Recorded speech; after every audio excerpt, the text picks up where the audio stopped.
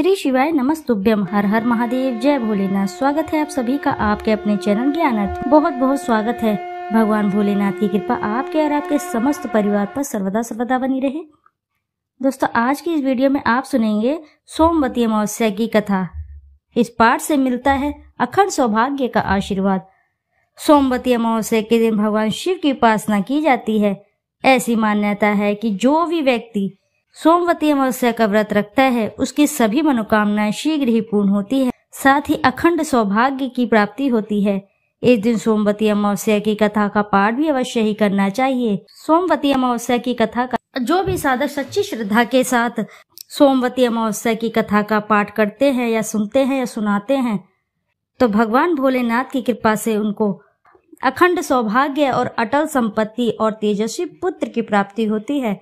इस कथा को बीच में ही ना छोड़िए, अन्यथा आप भगवान शिव जी की कृपा से वंचित रह जाएंगे। जो भी साधक इस कथा को श्रद्धा अनुसार सुनता है उसके सभी बिगड़े कार्य बनते हैं।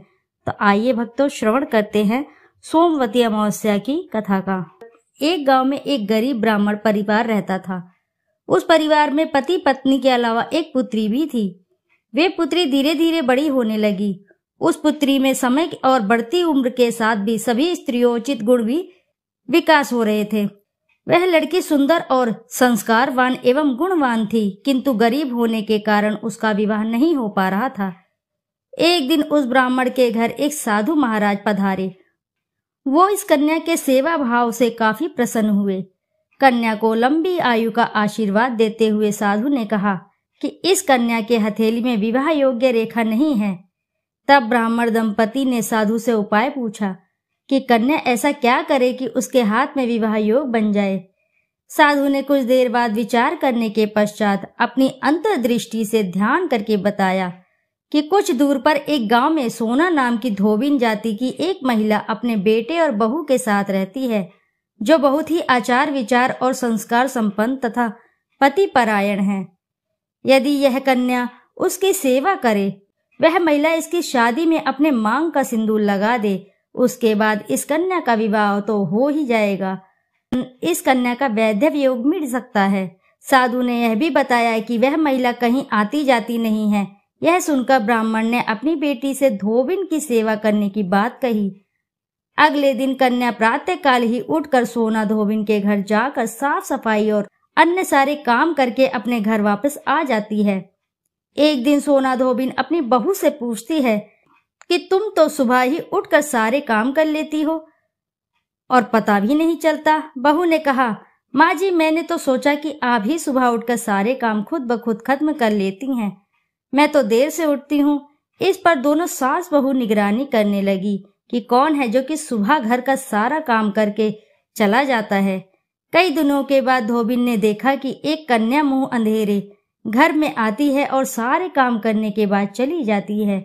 जब वह कन्या जाने लगी तो सोना धोबिन उसके पैरों में गिर पड़ी। पूछने लगी कि आप कौन हैं और इस तरह छुप कर मेरे घर की चाकरी क्यों करती। तब कन्या ने साधु द्वारा कही बात सारी बताई। सोना धोबिन पति परायण थी, उसमें तेज था। वह तैयार हो गई। सोना धोबिन के पति थोड़ा अस्वस्थ थे। उसने अपने बहू से अपने लौट आने तक घर पर ही रहने का कहा। सोना धोबिन ने जैसे ही अपने मांग का सिंदूर उस कन्या के मांग में लगाया, उसका पति मर गया। उसे इस बात का पता चल गया। वह घर से निराजल ही चली थी, यह सोचकर कि रास्ते में कहीं पीपल का पेड़ मिलेगा तो उसे भंवरी देकर उसकी परिक्रमा करके ही जल ग्रहण करेगी। उस दिन सोमवती अमावस्या थी। ब्राह्मण के घर मिले पुए पकवान की जगह उसने ईंट के टुकड़ों को 108 बार भंवरी देकर 108 बार पीपल के पेड़ की परिक्रमा की और उसके बाद जल ग्रहण किया। ऐसा करते ही उसके पति के मुर्दा शरीर में वापस जान आ गई। धोबिन का पति वापस जीवित हो उठा। इसीलिए सोमवती अमावस्या के दिन से शुरू करके जो भी व्यक्ति अमावस्या के दिन भंवरी देता है उसके सुख और सौभाग्य में वृद्धि होती है। पीपल के पेड़ में सभी देवी देवताओं का वास होता है। अतः जो भी व्यक्ति हर अमावस्या को न कर सके तो सोमवार को पड़ने वाली अमावस्या के दिन 108 वस्तुओं की भंवरी देकर धोना धोबिन और गौरी गणेश का पूजन करता है, उसे अखंड सौभाग्य की प्राप्ति होती है। ऐसी प्रचलित परंपरा है कि पहली सोमवती अमावस्या के दिन धान, पान, हल्दी और सिंदूर, सुपारी की भवरी दी जाती है। उसके बाद की सोमवती अमावस्या को अपने सामर्थ्य के हिसाब से फल, मिठाई, सुहाग सामग्री, खाने की सामग्री इत्यादि की भवरी दी जाती है और फिर भवरी को चढ़ाया गया सामान किसी सुपात्र ब्राह्मण, ननंद या भांजे को दिया जा सकता है। यह ध्यान रहे कि यह भवरी का सामान अपने गोत्र या अपने से निम्न गोत्र में दान नहीं करना चाहिए। इस बात का आप अवश्य ही ध्यान करें। आइए करते हैं शिव जी की आरती।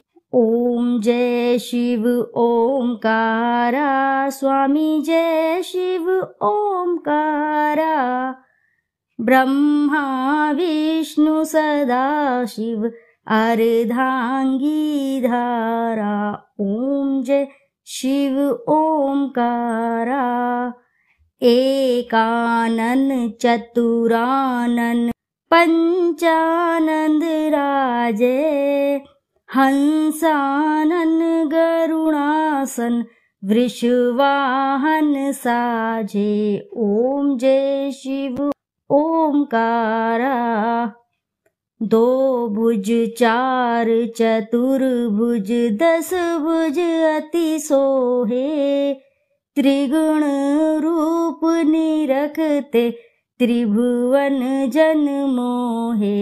ओम जय शिव ओमकारा, अक्षमाला वनमाला मुंडमाला धारी, त्रिपुरारी कंसारी करमाला धारी।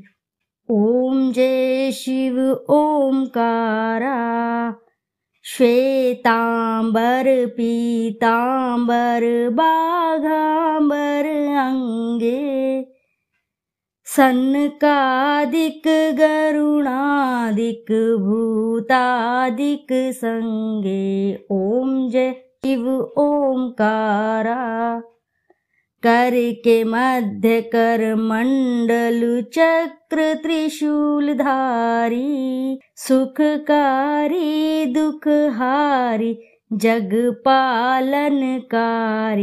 ओम जय शिव ओमकारा, ब्रह्मा विष्णु सदा शिव जानत अविवेका, मधु कैटभ दो मारे सुर भयहीन करे।